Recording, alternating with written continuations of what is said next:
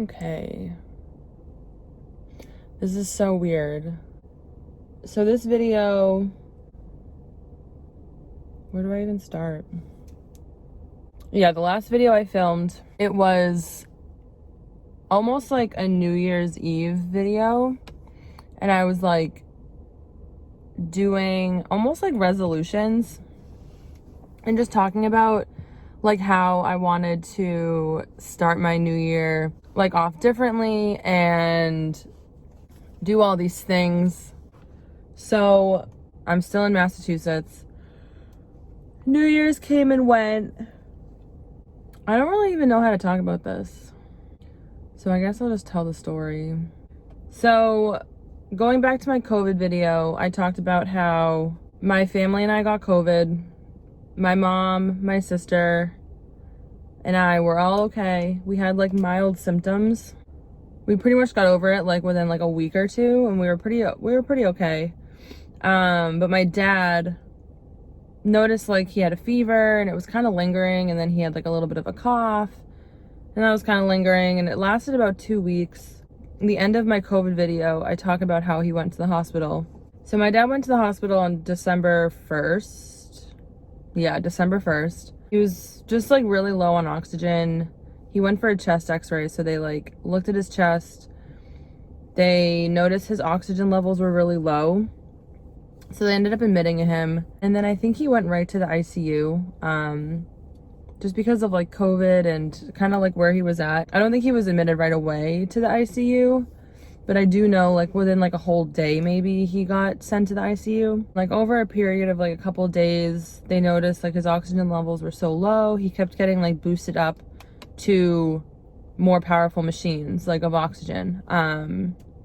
And eventually he was on, I think he was on like the BiPAP machine, and they did say it wasn't meant for like long-term use. So they were like, if he doesn't get better, we are gonna have to intubate him, which is like putting him on a ventilator.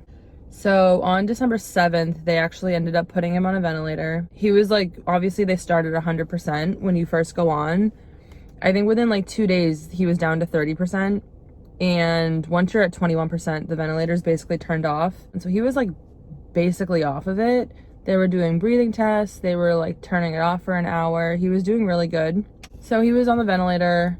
He was doing really good. And then I think it was the next week, there had been some complications, like the tube moved, or they would lower the sedation and he would like fight it because he would he would wake up a little bit, and like obviously there's a tube down your fucking throat. So he would like fight it, he would get agitated, so they had to like crank it up again, and obviously his heart rate would go up and his breathing would go down and whatever. So they struggled with that a lot, which is like common, but they kept struggling with it. I think people eventually like can get over it, but he wasn't.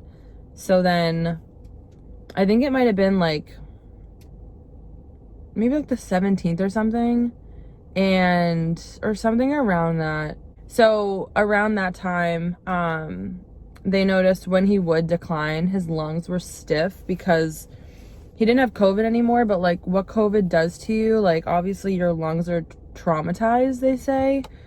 So like your lungs recover, but when your lungs recover, they stiffen because they're like inflamed. But that can kind of either go two ways. It can either go down and become more elasticy again so they could stretch, or it could scar, which makes it thick and your lungs can't expand like they normally do, which would explain why he wasn't getting oxygen like he needed. So the vent was going like up and down. Eventually it went back up to 100. He was like at 30, went all the way back up to 100. So I filmed another video of me doing my road trip. So when I did my road trip, that was the 20th, and I drove from Miami to Boston. I actually drove right through Virginia, which was where I was supposed to stop. But I drove right through because my dad started to have more complications. So we were actually invited to go see him, which like obviously you know what that means. So on the 20th, we got called in. I was driving. So I was driving when I got a call from my sister. I think it was like, I was an hour away from Virginia. I picked my friend up that I was supposed to sleep over her house to like break my drive up. Drove right through, picked her up, Went to the hospital. I filmed my the end of the video when I picked her up. I got to the hospital at like 12:30, like midnight. I think I was already awake for like 24 hours, maybe like 26 hours. Adrenaline fucking pumping through my body. Got to the ICU and I fainted. I collapsed. I got rushed to the ER. They did a bunch of tests on me because they thought I had a heart attack. So I got like my heart scanned. I got like an x-ray. I got my blood taken. They gave me like potassium. And eventually I was okay. I was able to see my dad, whatever. So we technically got called in because he was doing really bad. And they were like, we're not really sure, like, if he's gonna make it, like, come in, whatever. So by the time my family showed up, this was probably around like 4 p.m.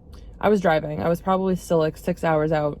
Actually, maybe like 8 hours out. Yeah, I was about 8 hours out. But by the time my family showed up, he kind of like recovered.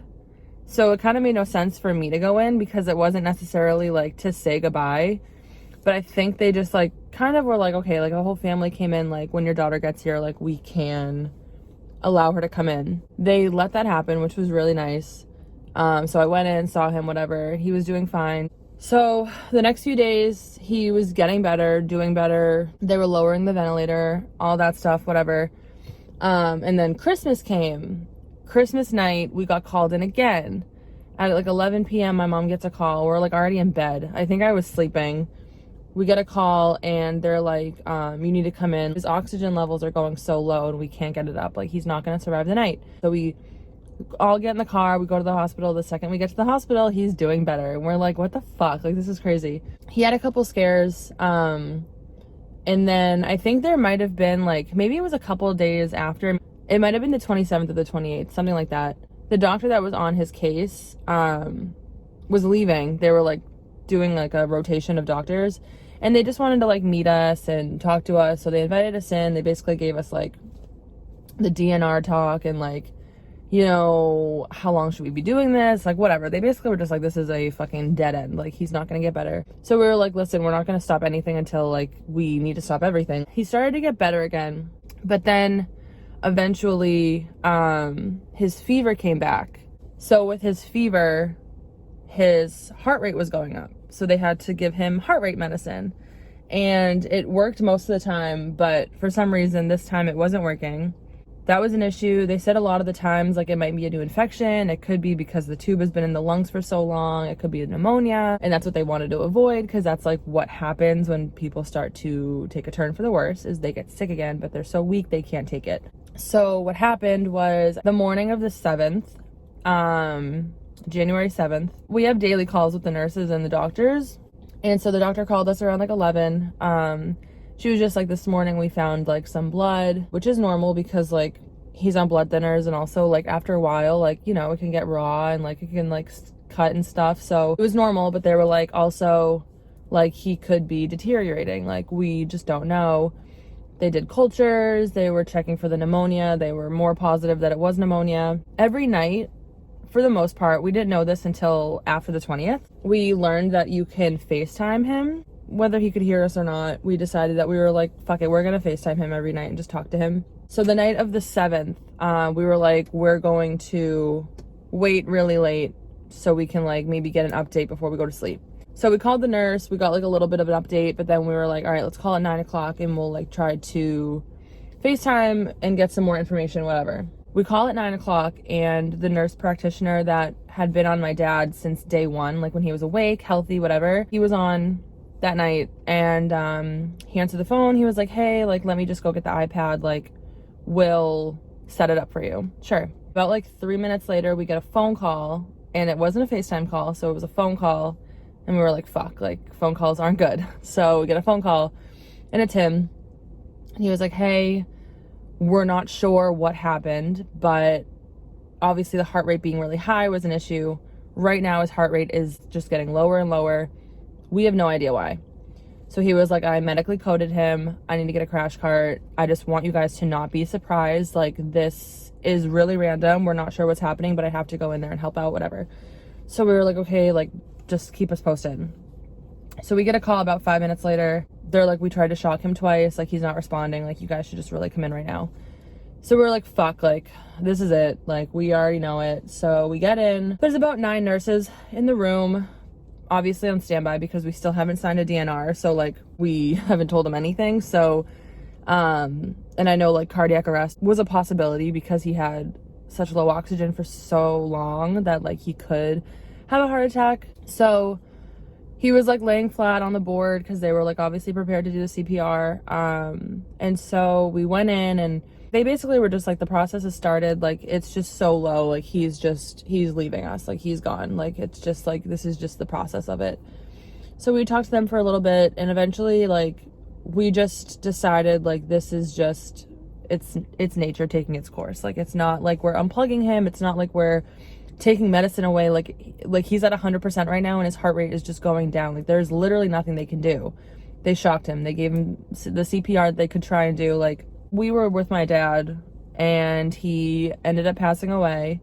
I think given the circumstance, it was very peaceful and very natural. It sucked that he had to be on a ventilator for so long if this was the ultimate outcome. But I do think he was fighting it. I think he wanted to prove the doctors wrong, and I think at times he did. But I just think it was so bad that there was really nothing that, it was just in God's hands. Like, there was nothing that they could have done. My dad got the Remdesivir, whatever it is. He got the 10-day dose. Like, he got, like, fucking everything that he legitimately could get. There's no doubt in my mind that there's anything they could have done differently. It was just COVID. It was literally just what COVID did to his body and how he reacted to it. And it's just really fucked up. So my dad died on January 7th. It was that night. And so today is, I think, January 17th or 16th or something. So that was on Thursday of last week. It's Sunday of the next week right now. The services were Friday and Saturday. I was having a really hard time processing it because when I deal with grief, I feel like I subconsciously, like, detach very early on. So when something happens, it's not even that I'm numb. It's the fact that my brain legitimately doesn't understand it. Like, it just thinks it's a lie. So my brain wasn't accepting it. Even being in the hospital room, you know, I was, like, looking at my dad and I was like, that's not my dad. Like, that's just not him. Like, it's some random dude. I was, like, very detached and very, like, I was disassociating everything. So I was, like, ignoring it. I was pretending like it wasn't happening, doing everything I could. And I wasn't really crying a lot, which I didn't like. I was really mad. I understand my body and how it grieves, but I really did not like that I wasn't able to cry because it was making me have way more anxiety. My body felt it, but my brain, like, wasn't. Eventually, I had to, like, go back to Miami to pay rent and check on my stuff. So I went to Miami last weekend from, like, Saturday to Monday, I think. I didn't have my car, I didn't have my dog. It was just me. And I felt the anxiety, but I still wasn't crying. I cried at the airport a little bit. I cried on the plane a little bit.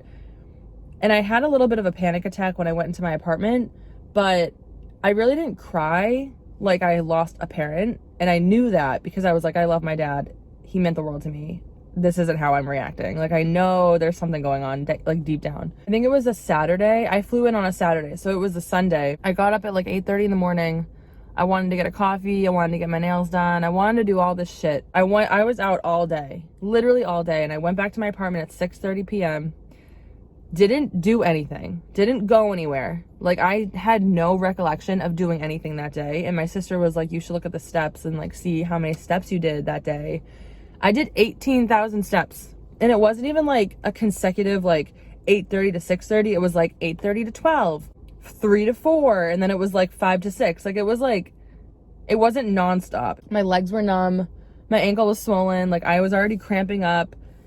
And I was just in a fucking daze. I never walk. I literally never walk anywhere. That goes to show. I was, like, hypnotized. Like, I literally didn't remember shit that day. I didn't think I did anything. It literally, blink of an eye, it just flew by. So that was concerning because I was like, okay, I know now I'm processing this really terribly and I want to, like, vent. Whatever, I get back. Services are Friday and Saturday. It was a little weird being home. I fought a lot with my family, which I just, like, knew was going to happen. So Friday comes, the wake. I was really scared because I remember seeing my dad when he passed. They took the ventilator and the tubes out and the wires. And they were like, do you want to see him? And we were like, yeah. And he looked horrible. Literally horrible. He looked like he had been starving himself for years. it wasn't him. It legitimately looked like another human being. So I think that's also what traumatized me. So I like couldn't even walk into the home, like the funeral home. I was like standing in the corner, like afraid to see him. Eventually I walked up to the casket. I broke down for like maybe 15 seconds, and it was like, you could tell it was something deep. I was like almost hyperventilating because I think I couldn't let it out because it was so bad. So then my body like just sucked it back in. Like it was like, nope, we're not doing it yet. Because I feel like it's so bad that my body knows and it's like not letting it out because I don't think that like I can handle it. So that was really aggravating. I teared up a little bit here and there. But then yesterday was the funeral, and yesterday I cried a lot. I was crying before the funeral started. I was crying in the limousine. I was crying during the mass, and I was crying after when we got dinner. We just had like food at my house, and I was crying while I was eating. Like, I knew it was coming, and we were going through all the shit. We were going through the wake guest book. With COVID, I knew my dad touched a lot of people. He was just such a good fucking guy. He was so funny. He was so nice. He was religious, but I wouldn't even say religious. Like, he was just very faithful and like very holy. Like, he was such a pure person. And seeing all the people that came, even during a pandemic, he had a lot of fucking people there. And like, that just goes to show, like, he was just such a good person. And like, he treated everyone the same. So today, I mean, it's really the first day that we're not like preparing for a service or really doing anything. So I'm gonna see how today goes. I feel like calm, but I know something's still brewing, and I think it might just come in waves. Yeah, this was a really fucked up way to bring in the new year. I think I'm gonna talk more about this. Maybe I'll film this again because I want to make this a big video. This is like huge. But I'm also in a really weird mindset where like I'm still kind of numb. All right, I'm going to pause this for now, and I will probably pick this up later. Where did I leave off? So basically, yeah, he had passed away on Thursday of last week. I didn't work all week. I took bereavement. I really want to go back to Florida just because like I just want to do something with my life. And literally, like, in my 2021 video, I literally was talking about going back to Florida, getting a job, and meeting friends, and doing all this shit. It just sucks that, like, I still don't really understand why this happened. I don't think anyone ever will. It sucks that this is normal. This is the virus. This is what's happening. I just really thought my dad was gonna, like, pull through and just be, like, a different story. He was gonna give a story of, like, you know, the doctors kept telling me I wasn't gonna make it, and I came out of it. I just still can't believe it. I was here for Thanksgiving, and he drove me to the airport. That was really the last time I saw him, like, awake. I hugged him goodbye. And, like, I don't have any regrets. Like, him and I were really close. We had, like, a little bit of a weird relationship. It's weird. It just doesn't feel real. I think it'll hit me, like, on days where, like, I want to call him and tell him a story or, like, invite him to somewhere cool. Like, my dad and I used to, like, we were close, like, growing up, but when I graduated college, we started to do, like, fun shit. Like, we would go to, like, car shows in New York together. We would, like, just, like, do shit. Like, my dad was down for anything, and, like, it didn't really take much for him to, like, get excited over things. Like, he was excited over, like, the littlest things. It was really cool. And then, like, you know, I moved and he would visit me. He really wanted to go skydiving, and I'm glad that I went to tell him about it, but I could tell, like, he really wanted to do it. But it's just crazy. It doesn't feel real. I don't think it ever hit me that he was on a ventilator. I don't think it ever hit me that he was in the hospital because I was in Florida. So it's all very weird. And, like, yeah, we got to visit him a couple times, and, you know, I saw him laying in the hospital bed. We were there when his heart stopped, but it just still didn't feel like him. And yesterday and the day before at the wake and in the funeral, he looked really good. Like, it did look like him, so it kind of fucked me up. But it hit me more, I think, when the casket was closed and it was during mass, where instead of, like, looking at a person's face being like, that's my dad, you're looking at a casket. Like, I feel like the face kind of distracted me. Like, I was more so focused on just staring at him and like taking it in versus really processing like that is my dad and this is the last time I'm going to physically see him. Like, so once the casket closed, it was kind of like the farewell, like send off. My dad wanted to be cremated, so he's getting cremated. I'm assuming this week. I don't know how the fuck that works, but we have a plan. We're eventually going to bring him back to Sicily, where he was born, and we're going to spread him around Sicily. My dad was the bridge to like a lot of our family too, especially like most of my family's in Italy. I took Italian in high school, but I never took it serious, and I'm so mad I didn't. I really would have loved to like speak it with him and practice it with him, but I never did. But like he was the only one that spoke Italian. He really was the bridge to like all of our cousins and all of our things. He was definitely the bridge to a lot of stuff. He was responsible for keeping a lot of relationships close that probably would have naturally fell apart. We have a big shoe to fill. It's a big role. I do feel like I inherited a lot of traits of my dad. I don't show it, but maybe I can work on that. I can start to show it a lot. I got my sense of humor from him, for sure. I need to relax, though, because I definitely did not inherit his patience and forgiveness. So that is that. Not the best video here. I don't know. I don't really know what to expect. I don't know what this year is going to be for me or my family. It really started off horrifying. So, I don't know. I feel like last year at this time I was in such a good place. Like, literally last year, like this weekend, my mom and I were in Key West. A lot can change in a year. Clearly a lot can change in a fucking month. Like, you just really never know. I want this to change the way I live, because I feel like for the past, so fucking embarrassing, but like literally for the past like 8 months, I wouldn't really consider this month, so maybe 7 months, but I was just so depressed and so sad over fucking guys and like my friends leaving and stuff, which is understandable. I don't want to discredit anything I felt, because I did feel like that intensely, but obviously now not having my dad, like I should have cherished those moments more, and I definitely did. I've always grown up with like living in the moment and cherishing things, but I think it's different to like cherish a moment but also treat it as if it's your last, and I wasn't doing that, which like no one can predict that, and that's like not something that you can be like ashamed about, but just certain things, you know, like when he visited me last, like there was a Sunday where he wanted to cook. I asked him if he wanted help, and he did say no, but I could have been like, no, I'm helping. But instead I went in my room and I cried over a fucking guy, which I knew my dad, he knew that I was going through shit, but I get mad that it ruined so many of my days, just so many of my days. For literally the last 7 months, I was just so depressed, and it's not healthy. Like, yeah, I need to take better care of myself. I really want to go back to Florida just because I just want to like, I feel like part of that is me running away because maybe I'll pretend like nothing changed and nothing happened. But I do know that's like not the case. And I don't want to say it's not normal. I know there's no normal way to process this, and everyone's different, but I don't know. This just doesn't make any sense. And I don't want to like, I know my dad wouldn't want us to like look at God and get angry and like not believe in him anymore, but you also were just like, this didn't need to happen. Like, it just doesn't make fucking sense. I need to go do some errands, but I don't know.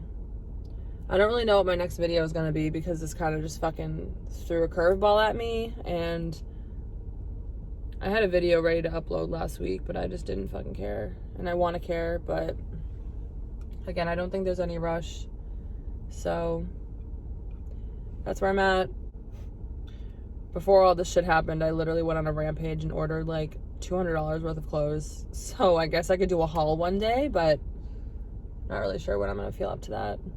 I'm gonna go, but I will keep you all updated on this shit show of a year already. I don't really know what else to say, but thank you for watching, and I don't know. fucking stay safe out there and wear a fucking mask because coronavirus is real and you don't want to die. Bye.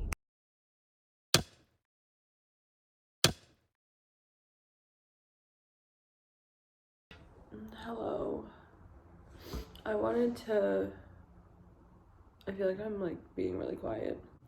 I wanted to record this because I feel like when I filmed my dad video, I was like still really, really in like shock, and I feel like it wouldn't make any sense to like post me before dealing with it, if that makes sense. I think today's January 31st, so it's been almost a month. And so long story short, if I do what I'm doing, if I do what I think I'm gonna do, I'm gonna put this at the end of my videos as like an update. He died January 7th, and we waited a week for services. But basically, like, I was pretty numb the whole week.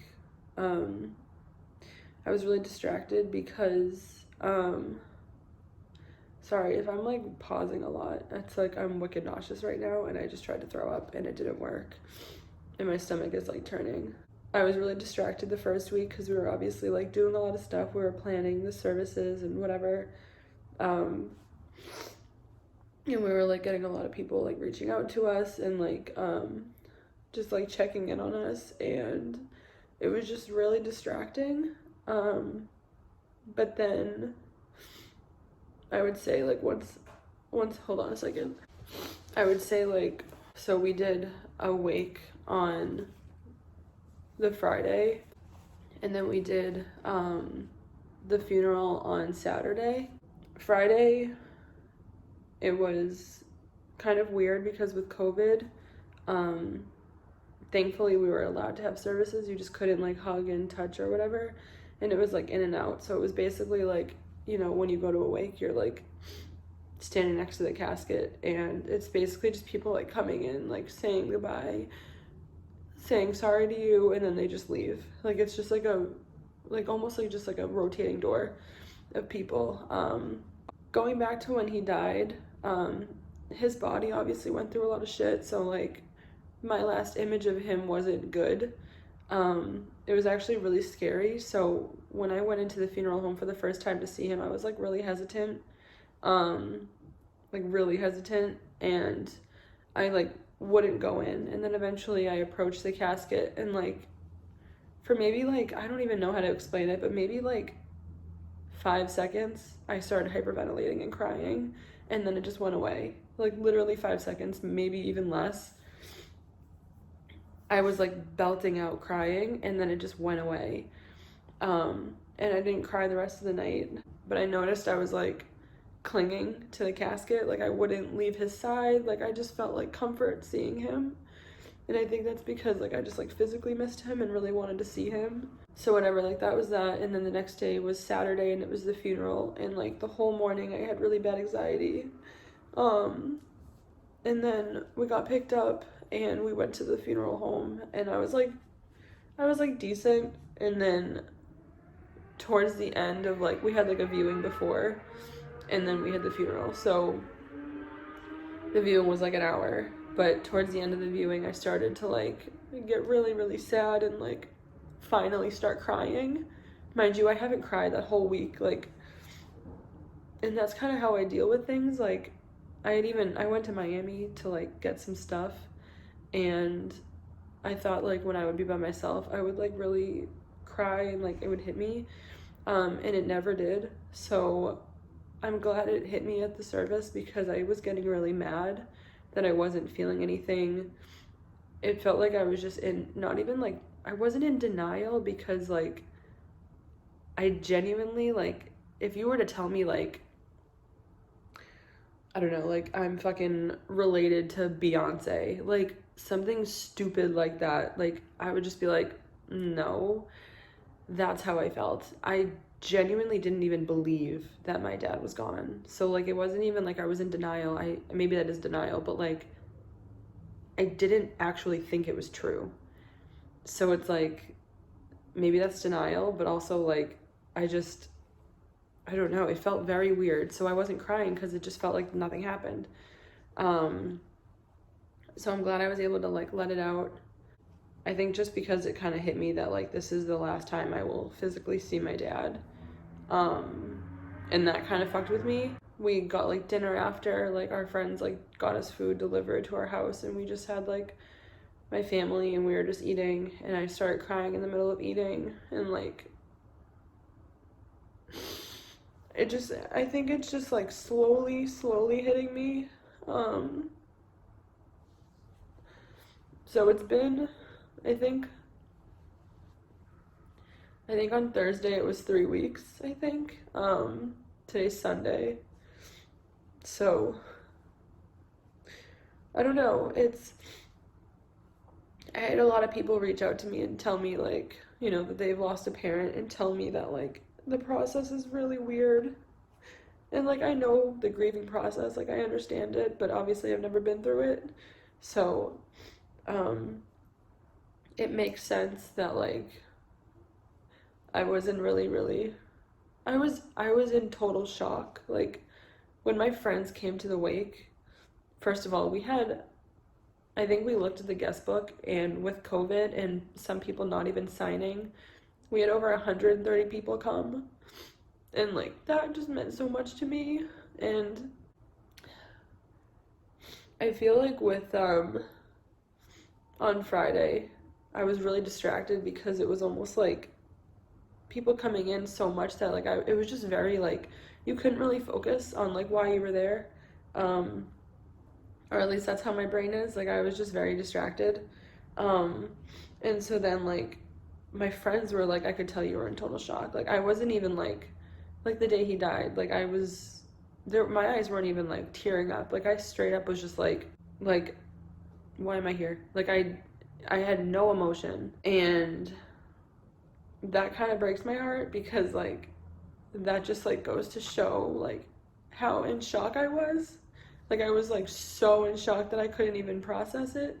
So after the services, I think is when I started to accept it, and I started to get emotional.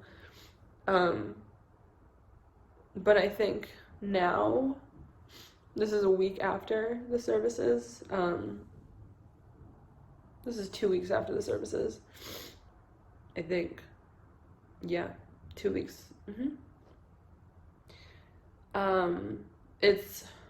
It's getting worse and worse every day, which I know is normal, and I'm glad that I'm processing it, because I was getting nervous that I wasn't processing it, and I didn't want to snap on people. I didn't want to like I didn't want it to build up. So I'm glad I'm dealing with it, because I know that's healthy. But like last week I ended up hanging out with one of my friends here in Florida, and it was like the best day of my life. Like it was so good. And I think the next day I just had like a horrible come down, just because it was like a fat distraction.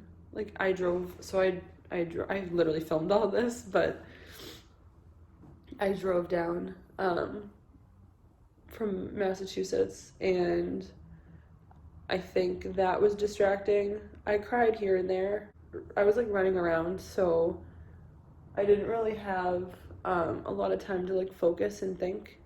And so Sunday was like, I think Sunday was the worst. I refused to be in my apartment. I had slept out, so I got back at like, I don't know, maybe 10.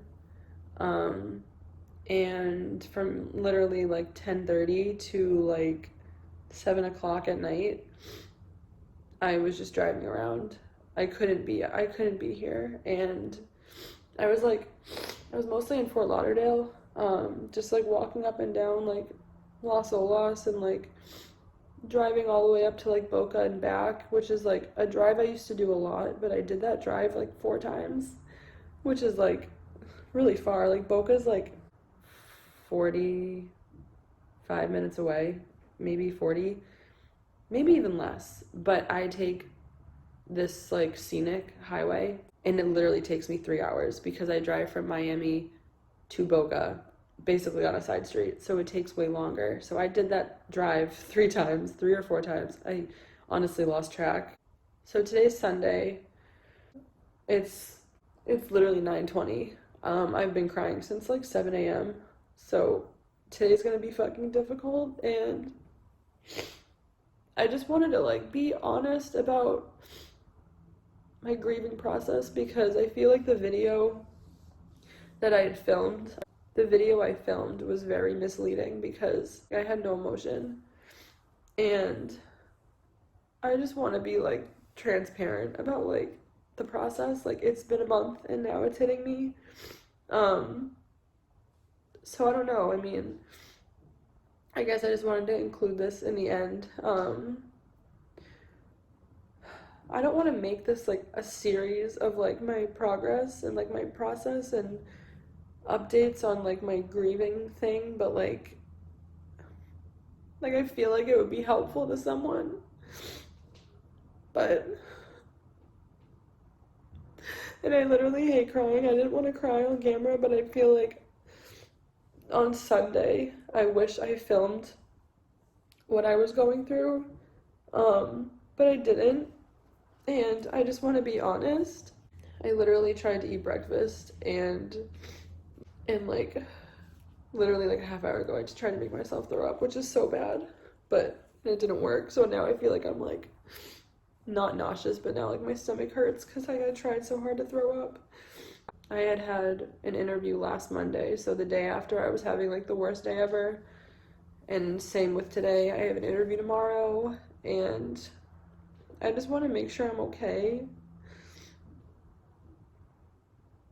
The thing that's making me sad, especially today, is like, I think this is the part when like I really start to miss him and like I can't call him. And like this morning I was driving around and I was fine. Like I was doing really good. I was driving around, but then I started to drive around like the beach area, and like I've driven around the beach area since my dad came to visit, but like all I could think about was him, and like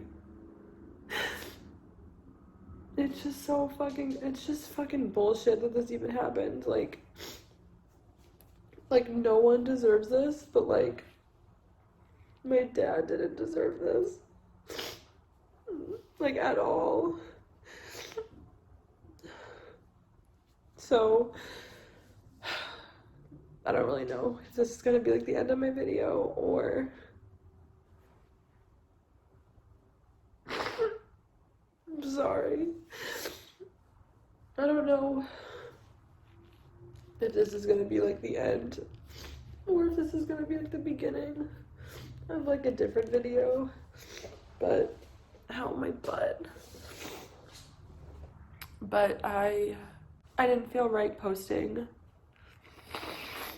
that video without being like truthful as to like when it hit me and like what it feels like.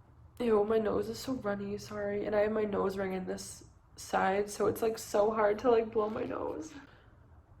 It kind of sucks because today I had like not a lot of plans, but I really wanted to go apply for like a job at like a restaurant, and I don't see that happening today, which really sucks because I really wanted to. And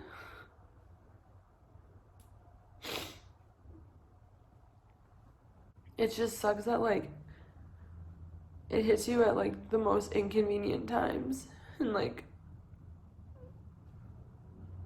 all I can think about is him. Like right now I'm just thinking about like I don't know.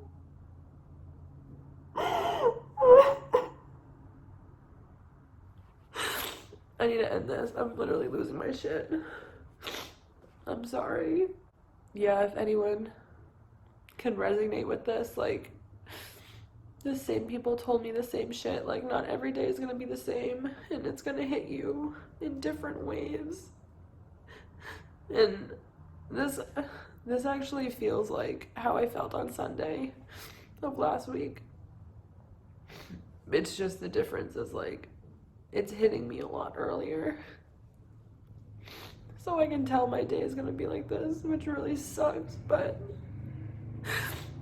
I don't know. I don't know, I guess what I'm trying to do right now is just, honestly, last Sunday I really wanted to be around people. Like, I wanted to be around that kid that I used to talk to because I had hung out with him like the day before, and I really really wanted to hang out with him again. But I kind of realized, like, after getting through Sunday, like, on my own, I kind of realized that I think being around people is, I know normally people would be like, oh, you should be around people, you shouldn't be alone. I think I need to be alone because I have been in such denial and I have been so distracted. I know there's no timeline on, like, grief and, like, when you should feel things, and I know that. But I think being around people makes me feel like it's a break from reality, and I don't want to live like that. I want to be in the moment, and I want to, like, understand, like, what's going on. And, like, all I want to do is just see my dad. He just was like, he was like such a family man, and like, I know he knows that, like, all of us loved him, but I don't think he understands, like, how much I needed him in my life. Like, he was literally, like, he was just such a good person to me. And I'm lucky enough to, like, have memories because we were so close. But it doesn't make anything easier.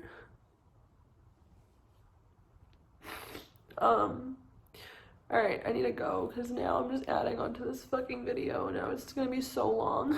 I don't want to edit it. I tried to go to the beach. I literally was on the sand and I just started crying, and like, I can't do anything without crying, which gives me anxiety because I would love to go out and like be around people and like maybe go get a drink or like go get food or something. And I just don't want to sit at a bar and like have to like hold it together.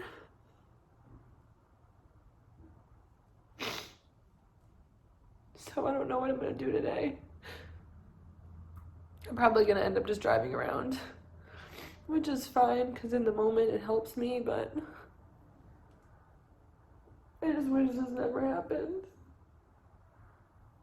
Like, no one deserves this. Like, it just sucks. Okay. Alright, I'm gonna end this. But I just want to share that, like, if you've gone through this, I would like love to hear any advice you have. But if you haven't gone through this and you eventually do, like, I don't know, I guess something that's helped me is just like, it is normal. Like, even if you don't cry at all, don't think of it as like you don't care. Just know that like it's coming. And I knew that. It's just, I don't know. It doesn't change the fact that like you still have no fucking clue what happened and like how it got to this point. But it's unfortunate, but a lot of people are in this situation, and I don't know. But alright, I'm gonna end this. I have a lot of videos coming out, but I think I might post this one first just because it's like, I don't know, why wouldn't I post this one out of all my videos? It just seems a little weird to pretend like nothing's happening. Alright, I might pick this up, but if not, thanks for listening to me cry. I hope you have a great day. Bye.